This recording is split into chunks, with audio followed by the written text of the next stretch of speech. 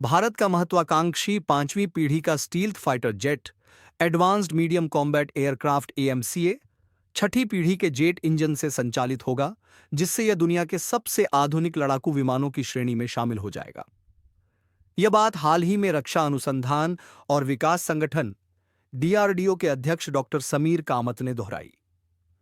Doctor Sameer Kamat ने जोर देकर कहा कि भारत एएमसीए कार्यक्रम के लिए सीधे छठी पीढ़ी के इंजन की ओर बढ़ेगा और पांचवीं पीढ़ी की प्रपल्शन तकनीक को पूरी तरह पीछे छोड़ देगा। उन्होंने कहा, कावेरी इंजन चौथी पीढ़ी का इंजन है। एएमसीए को छठी पीढ़ी के इंजन की जरूरत है, जो भारत की भविष्य की वायु युद्ध क्षमताओं को सुनिश्चित करने की रणनीतिक योजना को दर्शाता है। यह दूसरा मौका है जब डॉक्टर समीर कामत ने एएमसीए को छठी पीढ़ी के इंजन से लैस करने की योजना को दोहराया है। ये इंजन वर्तमान में अमेरिका, ब्रिटेन और फ्रांस जैसे देशों में विकास के चरण में है। इन नई पीढ़ी के इंजनों की नींव वेरिएबल साइकिल इंजन वीसीई तकनीक है, जो मिशन की आवश्यकता के अनुसार हाई थ्रस्ट और हाई एफिशिएंसी मोड के बीच स्विच कर सकती है। वेरिएबल साइकिल इंजन अभी वैश्विक स्तर पर विकास के शुरुआती चरण में है और यह पांचवीं पीढ़ी के इंजन जैसे प्रैट एंड व्हिटनी F135 या रूस के AL41 AF1 से कहीं अधिक उन्नत हैं। ये इंजन एयरफ्लो और बाईपास रेशियो को गतिशील रूप से समायोजित करके 25% तक बेहतर ईंधन दक्षता, लंबी रेंज और उन्नत थर्मल प्रबंधन प्रदान करते हैं, जो छठी पीढ़ी के लड़ाकू विमानों के लिए आवश्यक है, खासकर डायरेक्टेड एनर्जी वेपन्स को सपोर्ट करने के लिए। फिलहाल केवल अमेरिका अपने एडेप्टिव इंजन ट्रांजिशन प्रोग्राम और यूरोप के FCAS इंजन प्रयासों के माध्यम से इस तकनीक को विकसित कर रहे हैं। ऐसे में डीआरडीओ की यह पहल इस एलीट क्लब में शामिल होने की एक हाई स्टेक्स चुनौती है। डॉक्टर समीर कामत का यह दोहराया गया संकल्प कावेरी कार्यक्रम से मिली सीख को दर्शाता है, जो परीक्षणों में 81 किलो न्यूटन थ्रस्ट तक पहुंचा, लेकिन पांचवीं पीढ़ी के मानकों को नहीं छू सका। इसके पीछे मुख्य कारण सामग्री विज्ञान और आफ्टरबर्नर की कार्यक्षमता में आई चुनौतियां थीं।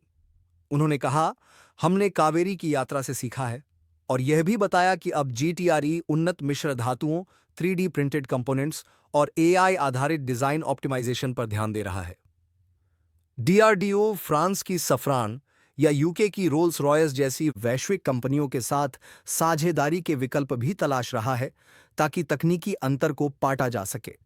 अगले 10 वर्षों में इंजन अनुसंधान और विकास पर 10,000 करोड़ रुपए का निवेश प्रस्तावित है। पांचवीं पीढ़ी के इंजन को छोड़ सीधे छठी पीढ़ी की ओर जाने के फैसले पर बहस भी छिड़ गई है। कुछ विशेषज्ञों का मानना है कि पहले पांचवीं पीढ़ी की तकनीक में महारत हासिल करना ज्यादा व्यावहारिक होता, खासकर कावेरी इंजन में दशकों की देरी को देखते हुए। वहीं कुछ लोग डीआरडीओ की दूरदर्शिता की सराहना कर रहे हैं, यह मानते हुए कि छठी पीढ़ी के इंजन ही एएमसीए को भविष्य की चुनौतियों के अनुरूप बनाएंगे, जैसे चीन का संभावित छठी पीढ़ी का ZXX या अमेरिका का NG8 प्रोग्राम। सोशल मीडिया पर भी इस पर मिलीजुली प्रतिक्रियाएं हैं। कुछ लोग इसकी महत्वाकांक्षा की सराहना कर रहे हैं तो कुछ समय सीमा पर चिंता जता रहे हैं।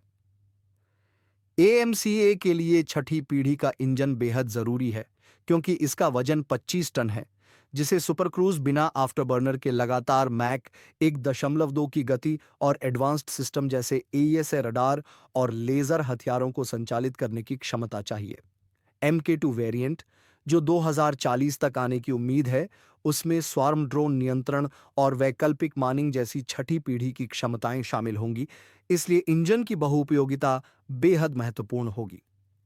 डीआरडीओ की योजना है कि 2032 तक VCE प्रोटोटाइप का परीक्षण किया जाएगा, जिसमें गोदरेज एयरोस्पेस और L&T जैसी निजी कंपनियां विनिर्माण में भागीदारी करेंगी।